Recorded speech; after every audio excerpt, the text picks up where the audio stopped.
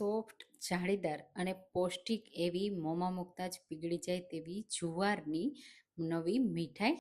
Hello friends, હું છું શીતલ. તમારું સ્વાગત છે મારા કિચનમાં. આજે આપણે બનાવીશું ગરમીમાં પચવામાં હળવી, વિટામિન પોષક તત્વોથી ભરપૂર. જો મીઠાઈ ખાવાનું વારંવાર મન થતું હોય ને તો આ જુવારની પૌષ્ટિક મીઠાઈ એકવાર ટ્રાય કરજો. વારંવાર બનાવશો અને એકદમ હેલ્ધી થઈ જશો તો બધાની ફેવરિટ બની જશે. તો ચાલો બનાવીએ. તો સૌથી પહેલાં આપણે જુવારના લોટને શેકવાનો છે. તો 2 ટેબલ સ્પૂન ઘી એડ કરીશું અને ઘી ગરમ થાય એટલે તરત જ એમાં 1 કપ જુવારનો લોટ એડ કરીશું. જે રેગ્યુલર આપણે રોટલા કરીએ અને તે જ લોટ મેં લીધો છે અને જાડો કે નથી ઝીણો એવો લોટ તૈયાર કરી લીધો છે મેં. અને પછી આપણે આ રીતે એને શેકવાનો છે.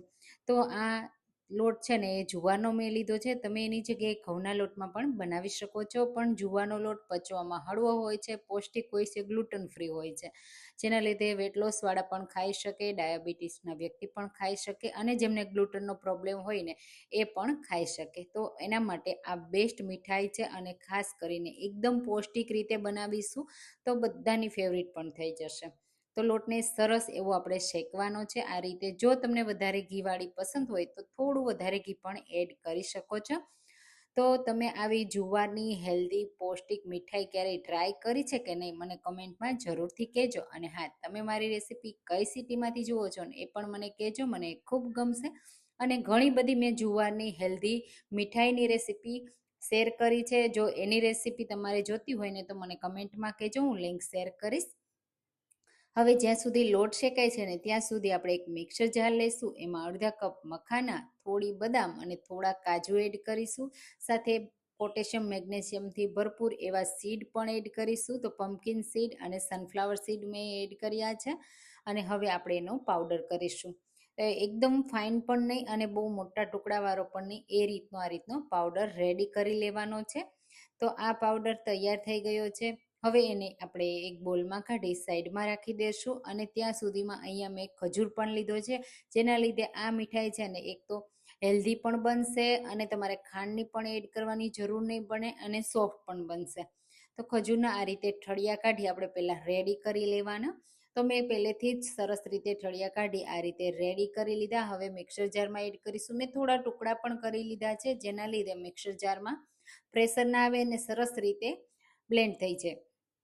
તો થોડી વાર મિક્સર જાર ચલાવશું ને એટલે આ રીતની પેસ્ટ તૈયાર થઈ જશે. તો આ પેસ્ટને આપણે થોડી વાર માટે સાઈડમાં મૂકી દઈશું. આ રીતનો માવો તૈયાર થઈ જશે. બંને વસ્તુ સાઈડમાં મૂક્યા પછી અહીંયા આપણો લોટ જુઓ થોડો કલર ચેન્જ થઈ ગયો છે શેકાતા, અને આ રીતનો છૂટો છૂટો થઈ ગયો છે. તો આપણો લોટ શેકીને રેડી થઈ ગયો છે. અને હવે આપણે જે પાવડર તૈયાર કર્યો છે ને તે એડ કરી દઈશું. તેને સરસ રીતે મિક્સ કરીશું, કારણ કે આપણે બધી વસ્તુ કાચી લીધી હતી. તો આપણે એને સરસ રીતે શેકવાની છે, જેના લીધે તમે આ પૌષ્ટિક મીઠાઈને મહિનાઓ સુધી પણ રાખશો ને તો પણ ખરાબ નહીં થાય. તમે ટ્રાવેલમાં લઈ જઈ શકો. આજકાલ તો બાળકો વિદેશમાં રહે છે, તો તમને હેલ્ધી મોકલાવવું હોય ને તો આ મીઠાઈ બનાવી તમે એને હેલ્ધી મોકલી શકો છો. અને ખાય પણ ખરા, કારણ કે વિદેશમાં તો ઘરનું ખાવાનું કેટલી મજા આવે. અને ખાસ કરીને જેમના બાળકોને 10મા અને 12માની એક્ઝામ આવવાની હોય એમને તો આ મીઠાઈ જરૂરથી ખવડાવજો. એટલે યાદશક્તિ પણ સારી રહેશે, એકાગ્રતા વધશે. અને જેમને થાક બહુ લાગતો હોય, કમર દુખતી હોય ને એના માટે પણ આ મીઠાઈ બેસ્ટ છે. બધા માટે બેસ્ટ છે. તો જરૂરથી એકવાર ટ્રાય કરવા જેવી છે.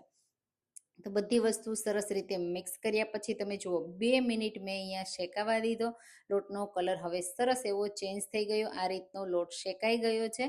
અને બસ હવે આપણે એને બીજા ગેસ ઉપર મૂકી દઈશું. વચ્ચે વચ્ચે ટાઈમ મળે ને ત્યારે એને આપણે ચલાવતા રહેવાનું, એટલે નીચે લોટ બેસી ના જાય અને બળી પણ ના જાય. હવે બીજી એક પેનમાં 2 ચમચી ઘી લેશું. ઘીને સરસ એવું ગરમ કરીશું અને 1 વાટકી ગોળ લેશું. તો ગોળ અહીંયા ઓછો કે વધારે લઈ શકો છો. પોણી વાટકીથી 1 વાટકી તમે લઈ શકો. ગોળને માત્ર આપણે મિક્સ કરવાનો છે, કોઈ ચાસણી નથી કરવાની, એટલે ખાસ ધ્યાન રાખવાનું. ગોળને એકદમ ઝીણો સમારીને લેવાનો છે. અને બને ત્યાં સુધી સોફ્ટ ગોળ હોય ને તો પણ ચાલે. દેશી ગોળમાં બનાવજો એટલે હેલ્ધી બનશે. અને હવે જે ખજૂરની પેસ્ટ તૈયાર કરીને રાખી છે ને એને પણ મેં મિક્સરમાં જારમાંથી કાઢી લીધી હતી અને ઝડપથી આપણે મિક્સ કરવાનું છે ગોળ સાથે. આ પ્રોસેસને થોડી સ્પીડ સાથે કરવાની છે, જેના લીધે ગોળ છે ને કડક ના થઈ જાય અને ખજૂર સરસ એવો શેકાઈ જાય. જેમ જેમ સરસ એવો ખજૂર શેકાશે, ગોળ મેલ્ટ થશે ને એકદમ સરસ એવું મિક્સ થઈ જશે. જો આ સમયે તમને એવું લાગે કે ખજૂર અને ગોળ વધારે કૂક થઈ ગયા છે તો થોડું પાણી એડ કરી અને પછી કૂક કરી લેવાનું, હાર્ડ ના થઈ જાય એટલા માટે. અને થોડી સ્પીડ રાખવાની આ રીતે મિક્સ કરવામાં, એટલે બિલકુલ કડક નહીં થાય અને મીઠાઈ પણ સોફ્ટ બનશે. ખજૂર અને ગોળને શેકાતા 2 થી 3 મિનિટનો સમય લાગ્યો છે અને આ રીતની પેસ્ટ થઈ ગઈ છે. બસ તરત જ આ રીતની પેસ્ટ થઈ જાય ને એટલે આપણે લોટ શેકીને રાખ્યો છે ને તે એડ કરી દેવાનો છે.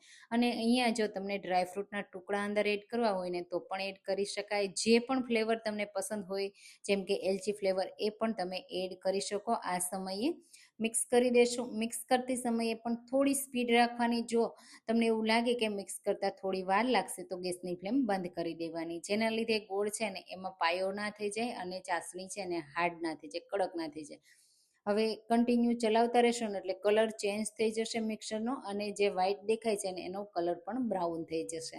આ રીતે કન્ટિન્યુ ચલાવતા જ રહેવાનું છે જ્યાં સુધી એનો કલર ચેન્જ ના થઈ જાય, એક સરખું એક રસ ના થઈ જાય. તો આ રીતે સરસ એનો માવો રેડી થઈ જશે. અહીંયા કોઈ આપણે દૂધ, મિલ્ક પાવડર કે કોઈ વસ્તુ એડ કરવાની જરૂર જ નથી. તો આ મિક્સર આ રીતનું થઈ જાય અને બાઇન્ડિંગ આવી જાય ને પછી તરત જ નીચે ઉતારી લેવાનું. તમારે જો લાડુનો શેપ આપવો હોય ને તો તરત જ એમાંથી લાડુ બનાવી લેવાના. અને હું અહીંયા મીઠાઈનો શેપ આપું છું ને એટલે ગ્રીસ કરેલી પ્લેટમાં આ રીતે સેટ કરી દેશું. ચમચીના પાછળના ભાગથી આ રીતે પ્રેસ કરશું ને એટલે સરસ એવું સ્પ્રેડ થઈ જશે. અને ઉપરથી મનગમતા ડ્રાયફ્રૂટથી ગાર્નિશ કરી દેવાનું. હું અહીંયા બદામની સ્લાઇસથી જ ગાર્નિશ કરું છું. અને બસ માત્ર આપણે એને 10 મિનિટ માટે ઠંડી થવા દેવાની છે. 10 જ મિનિટમાં એકદમ પૌષ્ટિક હેલ્ધી જુવારની મીઠાઈ રેડી થઈ જશે. અને મહિનાઓ સુધી પણ રાખશો ને તો પણ ખરાબ નહીં થાય. અને તમે એને દરરોજ માત્ર એક ટુકડો ખાઈ લેવાનો, આખો દિવસ એનર્જી રહેશે ભરપૂર. તો ઠંડી થયા પછી તમે એને મનગમતા શેપમાં કટ કરી શકો છો. તો અહીંયા તમે જુઓ આ રીતે હું મીઠાઈના શેપમાં જ કટ કરું છું. કટ કરતી વખતે પ્લેટ નાની છે તો થોડી મુશ્કેલી આવે, પણ તમે એને ડિમોલ્ડ કરશો ને ત્યારે તમને આઈડિયા આવી જશે કે એકદમ કેટલી પરફેક્ટ સેટ થઈ છે. અને એકદમ જાળીદાર પણ અંદરથી તૈયાર થઈ છે, સાથે પૌષ્ટિક હેલ્ધી તો છે જ, અને જોતા જ ખાવાનું મન થઈ જાય એવી છે. એક ટુકડાને બદલે તમે 2 થી 3 ટુકડા ખાઈ જશો, એટલી પરફેક્ટ બને છે. તમને તોડીને બતાવી દઉં તો કેટલી સોફ્ટ છે.